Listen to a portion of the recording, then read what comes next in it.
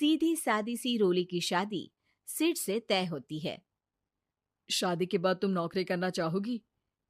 नहीं नहीं, बिल्कुल नहीं।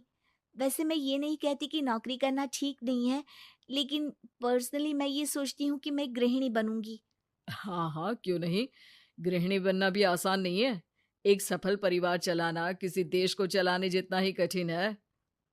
रोली को सिड का साथ और बात दोनों अच्छी लगती है, और फिर वो दिन भी आ जाता है जब दोनों की शादी हो जाती है। शादी के बाद ये क्या, सारा दिन किचन कपड़े और चार दीवारों के आगे पीछे घूमती रहती है। जा बाहर निकल कर देख, कितनी स्मार्ट लगती हैं वो औरतें जो नौकरी करती है। हाँ, अच्छी तो लगती है सासू माँ, लेकिन मैं नौकरी नहीं कर सकती। मेरा मन घर के कामों में ही लगता है। अरे मेरी बेटी तो कमाती है, अपने को फिट भी रखती है और सास को भी खूब शॉपिंग करवाती है। अच्छी बात है ना सासू माँ। मैं तो जो है उसी में संतोष मान लेती हूँ। बरकत होनी होगी तो इसी में भी हो जाएगी। ये बोलकर रोली चली जाती है। एक दिन सास की सहेली घर आती है, जहाँ रोली उन्हें चाय के साथ कई तरह के पकवान बनाकर खिलाती है। अरे वाह, तेरी बहू तो बहुत गुणी है। कितना सब बनाकर ले आई। मेरी वाली तो ऑफिस से आकर 2 रोटी ही सेक दे तो समझो एहसान कर दिया। अरे ऐसा ना बोल। तेरे घर में 2 कार, 4 मंजिला मकान, और तेरे लिए जो वो अपने पैसे से साड़ी लाती है वो भी तो कितनी कीमती होती है। अरे मेरी वाली तो बस सारा दिन इन्हीं 2 कमरों को ताजमहल बनाने में लगी रहती है। सहेली चली जाती है। कुछ समय बाद रोली को एक सुंदर सी बेटी होती है। अरे क्या सारा दिन उस बच्चे में लगी रहती है। माँ, मुझे ना 1 मिनट भी छोड़ने का मन नहीं करता। देखिए ना, कितनी प्यारी है।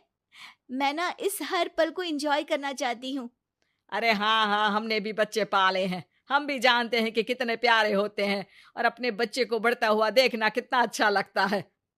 लेकिन एक दिन अचानक और रोली, एक बहुत बड़ी घटना हो गई। एक शॉर्ट सर्किट से पूरी दुकान जल गई। ओह, अब अब क्या कुछ समझ में नहीं आ रहा कि कैसे घर चलेगा। घर की पूरी गाड़ी पटरी पर लाने के लिए कई साल लग जाएंगे, और वापस पहले जैसे होने में भी बहुत टाइम लग जाएगा। रोली रोली कुछ सोचती है, फिर अपने 3 महीने के बच्चे को देखती है और कहती है, आप कहें तो मैं नौकरी शुरू कर दूं? माँ मुन्नी को देख लेगी, फिर शाम को तो मैं घर आ ही जाऊंगी। सिड कुछ कहता उससे पहले ही उसकी सास वहां आ जाती है। अरे हाँ हाँ, अब भी तुझे नौकरी करने के लिए पूछना होगा। अरे घर पर इतनी बड़ी विपदा आ गई है, तू है कि बच्चे का मुंह देख रही है। अरे क्या मुझ पर भरोसा नहीं है? अरे नहीं नहीं माँ जी, ऐसा क्यों बोल रही हैं आप? फिर क्या था, सिड से पूछकर 3 महीने की बच्ची को रोली सास के पास छोड़कर चली जाती है। शाम को ऑफिस से आने पर अरे सारा दिन इसने तो चैन नहीं लेने दिया, बस गोदी में ले लेकर घूमती रही। हाथ दर्द हो रहा है। बहू को बहुत गिल्ट फील होता है, लेकिन जब वो घर की हालत देखती है तो चुप रह जाती है। ऑफिस में सहेली कहती है, अरे रोली, तेरी तो बच्ची छोटी है ना, कैसे मैनेज करती है? कैसे मतलब? घर पर रहती है वो अपनी दादी के साथ। ओ यार, कितनी अच्छी है तेरी सास। मेरी सास को जब पता चला कि मैं नौकरी ज्वाइन करने की सोच रही हूँ, वो तो सीधे अमेरिका चली गई मेरी ननद के पास। अच्छा, फिर तू कैसे मैनेज करती है? अरे मैंने तो फुल टाइम मेड रख ली है। ओहो, वो तो बड़ी महंगी होगी ना? हाँ यार, लेकिन कमाई भी तो हो रही है ना। यार, मैं तो कभी अपना बच्चा इनके मम्मी पापा के पास ना छोड़ू। प्यार दुलार में खराब कर देते हैं ये दादा दादी बच्चे को। नहीं नहीं, मुझे अपनी सास पर पूरा विश्वास है। जो मेरे पति को इतनी अच्छी शिक्षा के साथ बड़ा कर सकती हैं, वो मेरी बच्ची को कभी नहीं बिगाड़ेगी।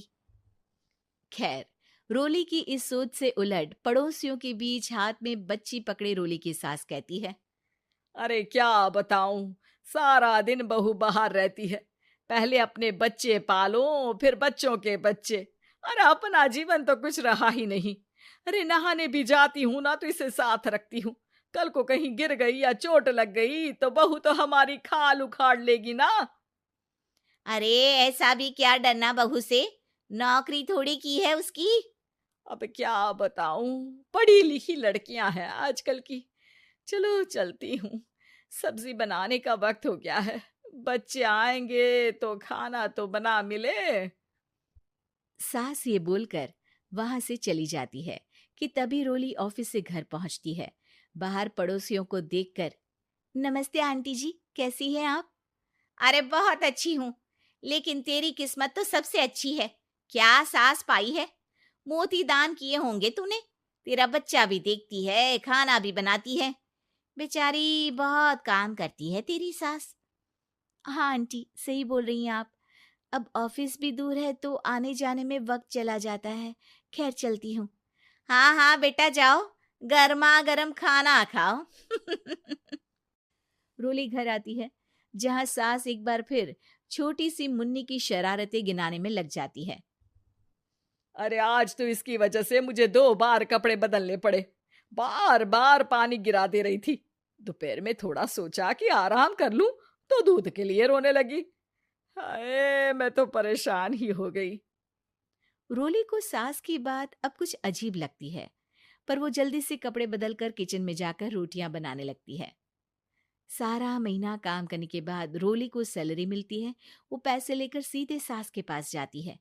माँ जी, ये मेरी सैलरी। आपने हर कदम में इस घर का साथ दिया। मैं नौकरी करने के पक्ष में नहीं थी। मैं तो अपने बच्चे को बढ़ता देखना चाहती थी। मैं थोड़े में भी खुशी थी। कभी मैंने आपको किचन में पैर नहीं रखने दिया था। घर की मुसीबत नहीं आती तो मैं कभी इन जिम्मेदारियों को आप पर पड़ने नहीं देती। अब सास समझ चुकी थी कि उसकी गलती कहाँ है। हाथ में पैसे देकर कहती है, मैं पढ़ी लिखी नहीं थी तो पति ने भी कभी पैसे हाथ में नहीं रखे। बेटे ने भी गल्ला संभाला, लेकिन तूने मुझे समझा। ये मेरा सम्मान है कि एक बहू होकर तूने पूरी सैलरी मेरे हाथ में रखी बेटा।